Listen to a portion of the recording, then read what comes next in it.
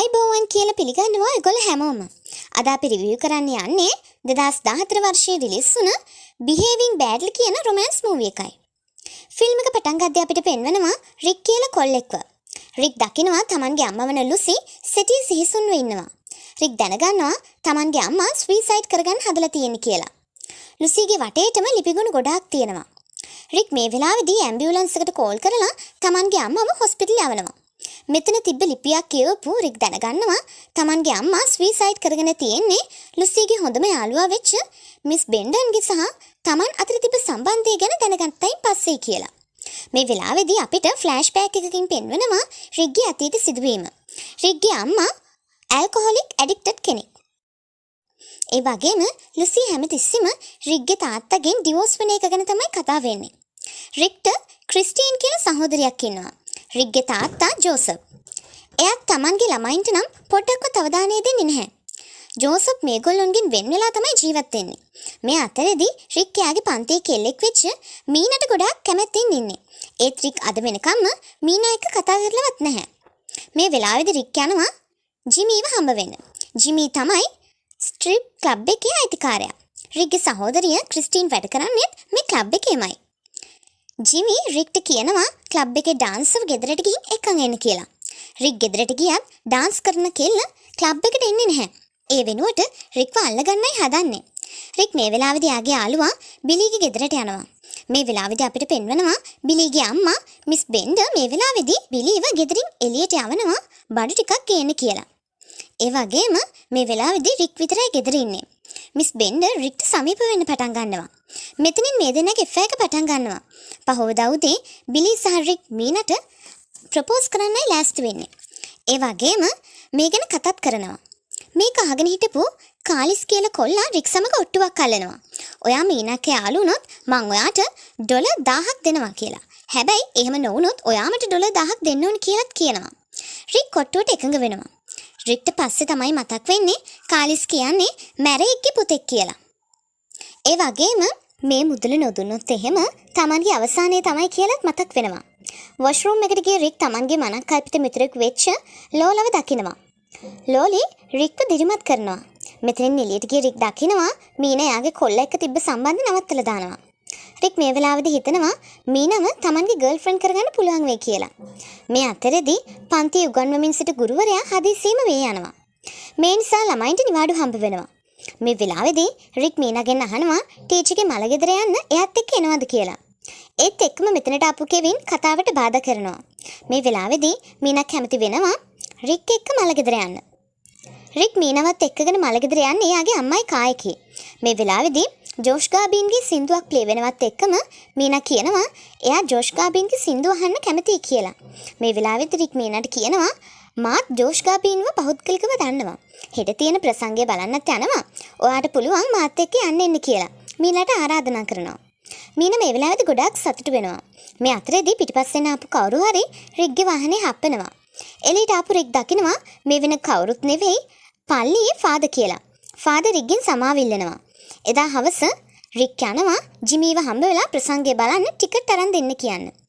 ජිමී Richter උදව් කරන්න පොරොන්දු වුණත් ඊට කලින් ඩ්‍රග්ස් වගේක් කස්ටමර් කෙනෙක්ට ඩිලිවර් කරන්න කියනවා. වැඩේ බාරගත් රික් ඩ්‍රග්ස් ටික අදාළ පුද්ගලයාට දෙන්න කලින් Taman ළඟ ටිකක් තියාගන්නවා.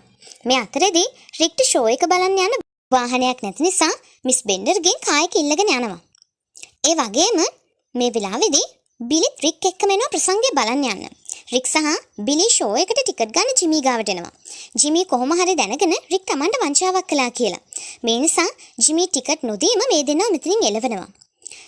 මේ වෙච්ච දේ ගැන කල්පනා කරමින් ඉද්දී මීනා මෙතනට එනවා. මේ වෙලාවේදී බිලි දකිනවා රික්ගේ තාත්තයි කායක තියෙනවා. ඇතුළට ගිහින් මේ දෙන්නම දකිනවා Tamanගේ තාත්තලා දෙන්න කෙල්ලෙක් එක්ක ඉන්නවා. මෙතනින් ආපු රික් මීනාගෙන් සමාව ඉල්ලනවා එයාව ප්‍රසංගයට එක්කන් යන්න බැරි වුණෙක් ගැන. මීනා රික්ට සමාව දෙනවා. පහෝදා උදේ ස්කූල් ගියපුවාම එයාලට උගන්වන ක්ලාස් එකට අලුත් ගුරුවරයෙක් එනවා. මේ ගුරුවරයාත් උගන්වමින් ඉන්න අතරතුර මිය යනවා. මේ නිසා ගෙදර ආපු රික්ට එයා වාහනේ හදන්න දීපු තැනින් කෝල් එකක් එනවා. රික් මෙතනට ගියපුවාම ෂොප් එකේ අයිතිකාරයා කියනවා කායක රිපෙයාර් කරලා ඉවර කරන්න තව සතියක් විතර යනවා. ඒ අතර කාලයේදී පදින්න කියලා රික්ට මිල අධික වාහනයක් දෙනවා. මේ හම්බුණු කායක ගැන රික් ගොඩාක් සතුටු වෙනවා. එදා දවස බිලි සහ මීනා එක්ක හොඳට විනෝද වෙනවා. එදා රෑ පොලිසියෙන් රික්ව අල්ල ගන්නවා. රික්ගේ කායක හදන තැන අයිතිකාරයව කවුරු හරි මරලා දාලා. අයිතිකාරයාගේ වාහනේ රික් ළඟ තියෙන නිසා තමයි සැකපිට රික්ව ඇරෙස්ට් කරලා තියෙන්නේ. රික් මේ වෙලාවේදී පොලිසියට කියනවා තමන්ගේ වාහනේ රිපෙයාර් කරන අතරතුර පදින්න කියලා තමයි මේ වාහනේ දුන්නේ කියලා. පල්ලි ෆාදර්ගේ කීමට රික්ට උදව් කරන්න ලෝය කෙනෙක් එනවා. රික්ට විරුද්ධව සාක්ෂි නැති නිසා රික්ව නිදහස් කරනවා. රික් ලෝයව ඩ්‍රොප් කරන්න යන අතරතුරේදී ලෝය වැරදීමකින් රික් ළඟ තිබ්බ ඩ්‍රග්ස් ටික ගන්නවා. හොඳටම මත් වෙලා ඉන ලෝය රික්ට සමීප වෙන්න පටන් ගන්නවා. රික් ඇත්තටම මීනට ආදරය කරපු නිසා ලෝයව ගෙදර ඇරලවලා මෙතනින් එනවා. ගෙදරට ආපු රික් දකිනවා එයාගේ සහෝදරියන් එක්ක ක්ලබ් එකේ වැඩ කරන තවත් ගෑනු ළමයි වගේ ගෙදර ඇවිත් ඉන්නවා. මේ වෙලාවේදී රික්ට අදහසක් එනවා $10,000 හොයාගන්න ක්ලබ් පාටි එකක් ගෙදර දාන්න. මෙතන හිටපු කෙල්ලෝ ටිකත් මේ වැඩේට කැමති වෙනවා. මේ වෙලාවේදී මෙතනට ආපු මිස් බෙන්ඩන් රික් එක්ක එකතු වෙන්න හදන්නේ. ඒත් රික් මේකට කැමති නැහැ. බිලි මෙතනට එද්දි දකිනවා එයාගේ අම්මා රික් එක්ක අමුතු විදිහට හැසිරෙනවා. මේ වෙලාවේදී රික් බිලිට කියනවා එයාගේ අම්මව වෙනත් කාමරයකට ගෙනියන්න කියලා. මේ වෙලාවේදී රික් ජිමීටත් පාටි එකට ඉන්වයිට් කරනවා. මොකද කියනවා නම් මිස් බෙන්ඩර්ව කන්ට්‍රෝල් කරන්න. මේ පාටි එකට එක්කට මීනත් එනවා. මීනා රික්ගේ පොලිස් කේස් එක ගැන කනගාටුවෙන් ඉන්නේ. ඒ වගේම මීනව රූම් එකට එක්කන් ගිය රික් මීනව කිස් කරන්න යද්දිම මෙතනට බිලිගේ අම්මා එනවා. එයා කියන දේවල් වලින් මීන දැනගන්නවා රික්ට ජිමීගේ අම්මා එක්ක සම්බන්ධයක් තිබ්බ කියලා. මේ නිසා තරහ ගිය මීනා මෙතනින් යනවා.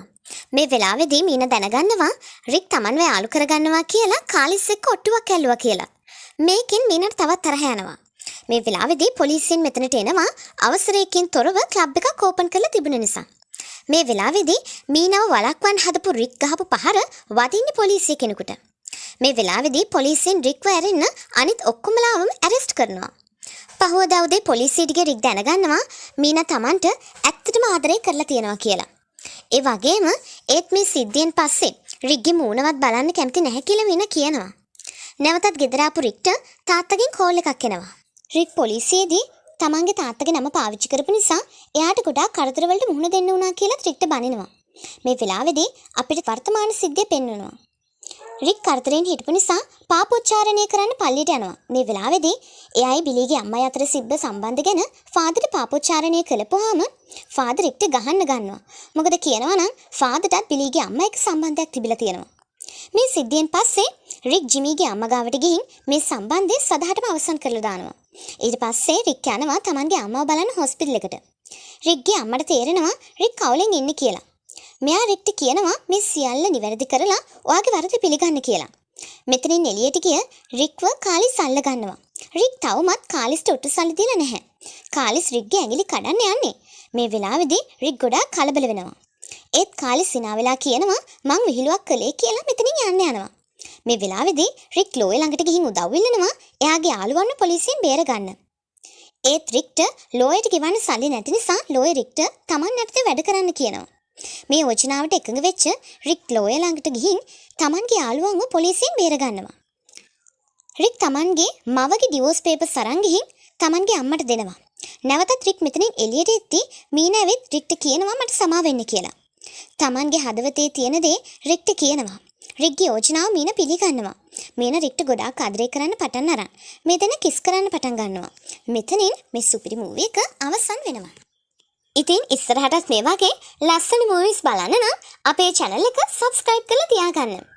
ඉස්සරහට ඔයාලට මොන වගේ මූවිස් ඕනේ කියලා පල්ලෙහෙන් කමෙන්ට් කරගෙනත් යන්න.